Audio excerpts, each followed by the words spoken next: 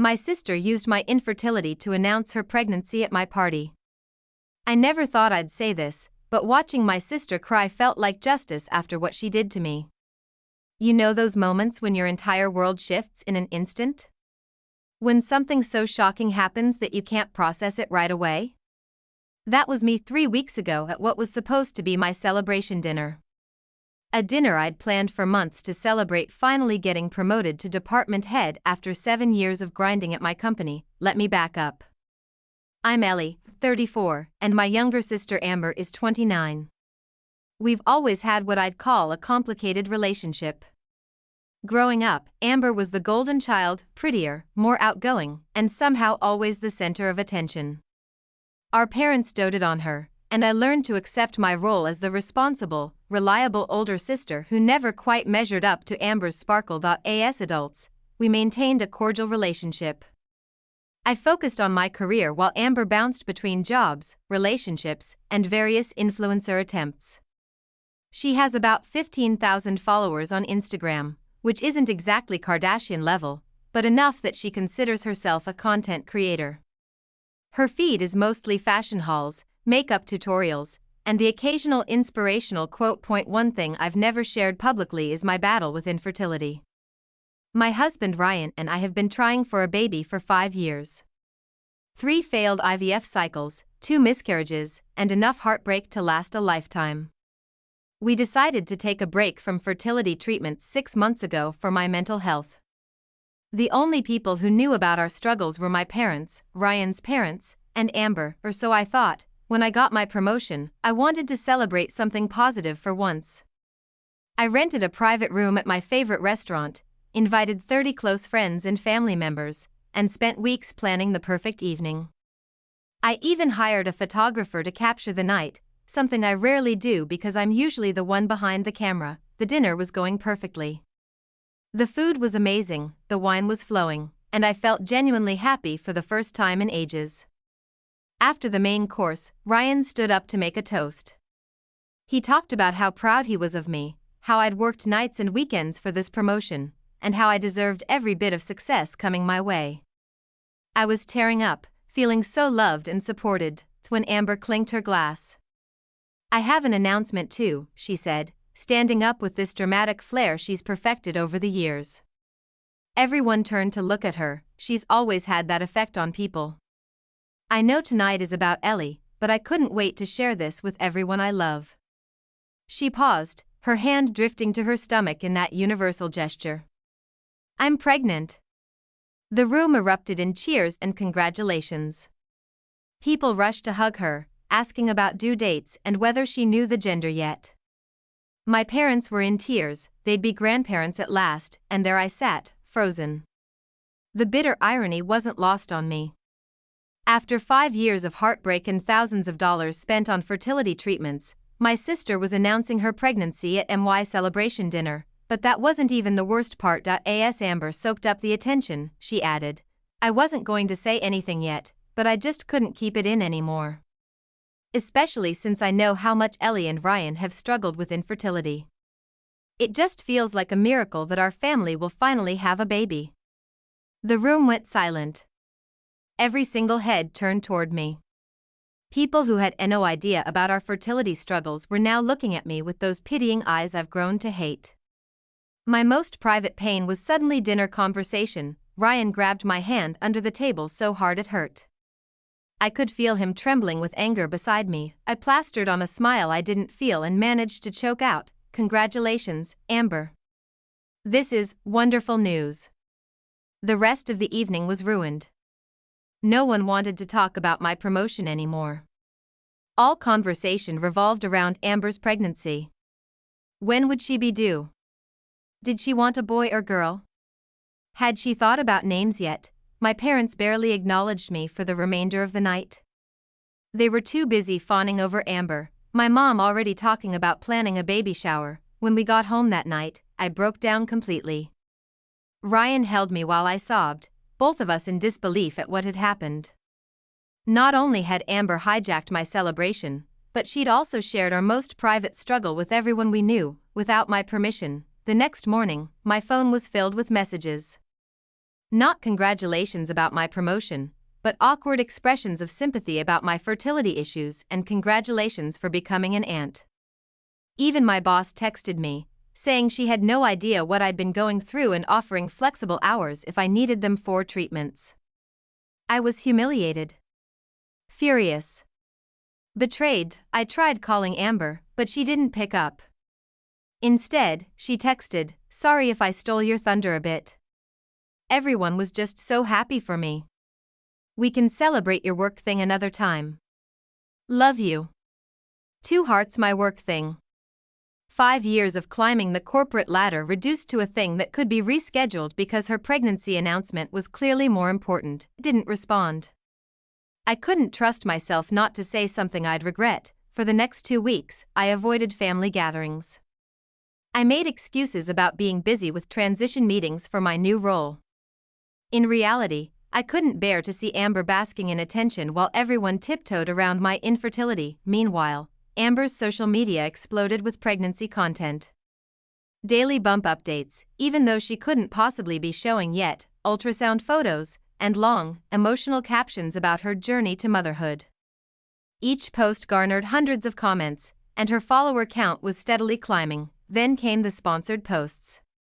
Suddenly she was partnering with prenatal vitamin companies, maternity clothing brands, and baby furniture stores. Her pregnancy was becoming her brand, her ticket to the influencer status she'd always wanted. 3 weeks after the dinner, my mom called insisting that I come to Sunday family lunch. "Amber has been asking about you," she said. "She wants to make you the baby's godmother." I almost laughed. The audacity of using my infertility as a stepping stone to social media fame and then wanting me to be the godmother? But I agreed to go, if only to finally confront Amber about what she'd done. When I arrived, Amber was sitting in the living room, hand on her barely there bump, surrounded by shopping bags filled with baby items. My parents hovered around her like she was royalty. "Ellie," she squealed when she saw me. "I've missed you. Come feel the baby." "You're what, 6 weeks along?" "There's nothing to feel," I said flatly. 10 weeks, actually, she corrected with a smile that didn't reach her eyes. "And I know the baby's tiny, but it's the gesture that counts."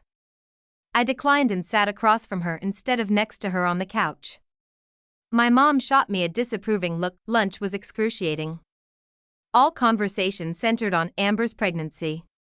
How she was craving pickles and ice cream, how original, how tired she was, despite her full face of makeup and perfectly styled hair, how she was thinking of starting a pregnancy podcast. After dessert, Amber pulled out her phone.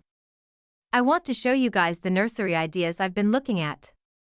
She scrolled through Pinterest boards of elaborate nurseries that would cost thousands to create. "Oh, and look at this." She pulled up Instagram to show us her latest sponsored post, a partnership with an expensive stroller company. "They're sending me a $1,200 stroller for free. Plus they're paying me to review it," she boasted. "This pregnancy is the best thing that's ever happened to my career." Something inside me snapped. "When exactly did you find out you were pregnant, Amber?" I asked quietly. She blinked at me, surprised by the direct question. About 3 weeks before your dinner, I guess." "And when did you decide to announce it at my celebration?" The room went silent. My father suddenly became very interested in his coffee cup. My mother looked nervous. "I told you, I was just so excited I couldn't keep it in anymore," Amber said with a little laugh. "It wasn't planned or anything." "Really?" "Because you seemed to have those ultrasound photos ready to pass around. And you were already 10 weeks along at that point. Most people wait until 12 weeks to announce, especially to a large group." "Well, and it's interesting that you specifically mentioned my infertility in your announcement. Almost like you wanted to make sure everyone knew about my private medical issues." "That's not fair, Ellie," my mother interjected. Amber was just sharing her joy. Was she? I turned back to Amber. Or was she using my promotion dinner, with its convenient gathering of friends and family, plus the photographer I paid for, as a launch pad for her pregnancy influencer rebrand? Amber's face flushed. You're just jealous because I'm pregnant and you're not, she snapped. The room went deathly quiet. Even my mother looked shocked at Amber's cruelty. Amber, my father finally spoke. Apologize to your sister right now. But I was done. No need, I said calmly. I'd rather hear about these sponsorships. How much are these companies paying you, Amber? The prenatal vitamins, the maternity clothes, that stroller company? That's none of your business, she mumbled. Actually, I think it might be, I said, pulling out my own phone. Because I've been talking to some of your followers. Her head snapped up. What? After your announcement at my dinner, I was curious about the timing. So I did some digging. I reached out to that ex-friend of yours who used to help with your photo shoots, Megan. She had some interesting things to say. I opened my texts and began reading. Amber asked me to Photoshop her ultrasound picture 2 days before your dinner. She said she needed it for a prank video, but then I saw her posting it as real. I feel awful about it. The color drained from Amber's face. And then there's this conversation with your ex-boyfriend Connor from last month. I scrolled to another message. I haven't seen Amber in over 4 months, let alone slept with her. There's no way she's pregnant with my baby or anyone else's as far as I know. My mother gasped. Amber, what is she talking about? But I wasn't finished. The most interesting thing, though, was finding your content calendar. I turned my phone to show her the screenshot. Megan sent me this. Pregnancy announcement strategy, use Ellie's dinner for maximum audience. Reference infertility for sympathy engagement. Target baby brands immediately after announcement. Amber lunged for my phone, but I pulled it away. There's no baby, is there, Amber? Of course there is, she shouted, but her voice wavered. Then you won't mind showing us the actual ultrasound? Not the one you had Megan Photoshop, but the real one? Or your blood work confirming the pregnancy? Or maybe we could call your OB/GYN right now? Amber's eyes darted around the room like a cornered animal. Then she burst into tears, not gentle, delicate tears, but ugly, heaving sobs designed to draw sympathy. You don't understand the pressure I'm under, she wailed. My followers expect exciting content. My engagement numbers were dropping. I needed something big. So you faked a pregnancy? Using my infertility as a prop? I was surprisingly calm now that the truth was out. It was going to become real eventually, she insisted between sobs. I was going to try to get pregnant right away. The timing would be close enough. My father stood up, his face ashen. Are you saying you lied about being pregnant? For Instagram followers? Amber's sobs intensified. My mother looked like she might faint. I had it all planned out, Amber continued, words tumbling out between gasps. I'd post pregnancy updates for a few months, then say I lost the baby. I'd get sympathy engagement, and by the time I was supposed to deliver, people would have moved on to something else. I never thought I'd say this, but watching my sister cry felt like justice after what she did to me. The woman who had used my deepest pain for social media clout was finally facing consequences. Do you have any idea what it's like to actually lose a baby? I asked, my voice shaking with anger. To have to tell everyone that the child they've been celebrating is gone? To go home from the hospital empty-handed? To see the nursery you prepared standing empty? Amber couldn't look at me. My parents were stunned into silence. I've spent 5 years and tens of thousands of dollars trying to have a baby. I've injected myself with hormones until I was bloated and sick. I've had 2 miscarriages that broke my heart. And you used that pain you knew about, for Instagram likes? I'm sorry, she whispered, but it was clear she was mostly sorry she got caught. I stood up. I'm going home now. I suggest you figure out how you're going to tell everyone you're not actually pregnant. Unless you want me to do it for you by sharing these screenshots. As I walked toward the door, my mother finally found her voice. Ellie, wait. Don't leave like this. I turned back. For years, I've watched you prioritize Amber over me. Even when she was clearly in the wrong. Even when she hurt me deliberately. But this is beyond anything I could have imagined. And both of you just sat there at my dinner, letting her hijack my celebration with a fake pregnancy announcement. We didn't know it was fake, my father said weakly. But you knew she was using my dinner and my infertility to make her announcement. And you were thrilled about it. I looked at both of them. I need some time away from this family. As I was walking to my car, my phone pinged with a notification. Amber had just posted on Instagram a tear-streaked selfie with the caption, "I have some heartbreaking news to share with you all." She was already spinning the narrative. I drove home feeling lighter than I had in weeks. Ryan was waiting for me.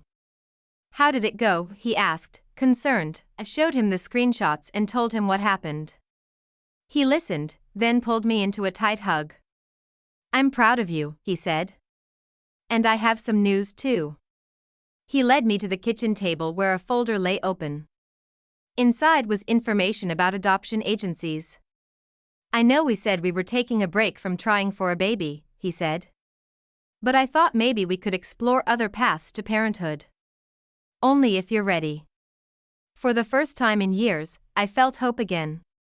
Not just about potentially becoming a mother someday, but about standing up for myself against a lifetime of Amber's manipulations. The next day, my parents came to our house, something they rarely did. They brought coffee and sat awkwardly in our living room. "We owe you an apology," my father began. "We've spent the night talking about everything. About how we've always favored Amber, about how we dismissed your feelings at your own celebration dinner." My mother was crying quietly. "When you left yesterday, we had a long talk with Amber. She's been lying about a lot of things, not just the pregnancy. She's in debt from trying to keep up appearances for social media. She's been borrowing money from us every month claiming it was for rent, but she's been spending it on clothes and accessories for her posts. We've enabled her," my father admitted. "And in the process, we've hurt you. I don't expect you to forgive us right away, but we want to try to make things right." I didn't know what to say. After years of being the responsible but overlooked daughter, hearing my parents acknowledge their favoritism was validating but also painful. "What happens now?" I asked. "We've told Amber she needs therapy," my father said. "And we're not giving her any more money. She's an adult, and it's time she started acting like one. And we want to be there for you," my mother added. "For whatever path you and Ryan choose, whether that's more fertility treatments, adoption, or deciding not to have children. We should have been there for you all along." It's been 2 months since then. Amber posted a tearful video announcing she'd lost the baby, received thousands of sympathetic comments, and then surprisingly, came clean a week later about the entire fake pregnancy. She lost most of her brand deals and about half her followers, but the confession video actually went semi-viral, so in a twisted way, she still got the attention she craved. My parents are trying. They call regularly to check in about work, not just to talk about Amber.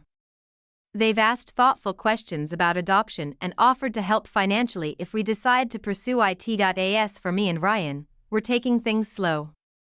The adoption research is ongoing, but we're not rushing into anything. For now, I'm focusing on my new role at work, the promotion that almost got forgotten in all the drama. Sometimes I still get angry thinking about what Amber did. How she used my pain for her gain. But mostly, I feel free. Free from the need to compete with her, free from accepting second place in my own family, free from hiding my feelings to keep the peace. There's one thing I've learned from this whole ordeal. It's that sometimes the most painful betrayals can lead to the most necessary changes. Amber's cruel fake pregnancy announcement forced conversations that were decades overdue in my family, and strangely enough, I'm finally at peace with my infertility journey. Whatever happens, whether we adopt, try fertility treatments again, or remain child-free, I know now that my worth isn't tied to my ability to have a baby. And I certainly don't need to measure my life against my sister's fake Instagram version of reality. Sometimes the truth hurts. But living a lie hurts more, the end. If you liked the story, subscribe to our channel and share your impressions in the comments. It's important for us to know which stories will be interesting to you. We try to post new stories every day.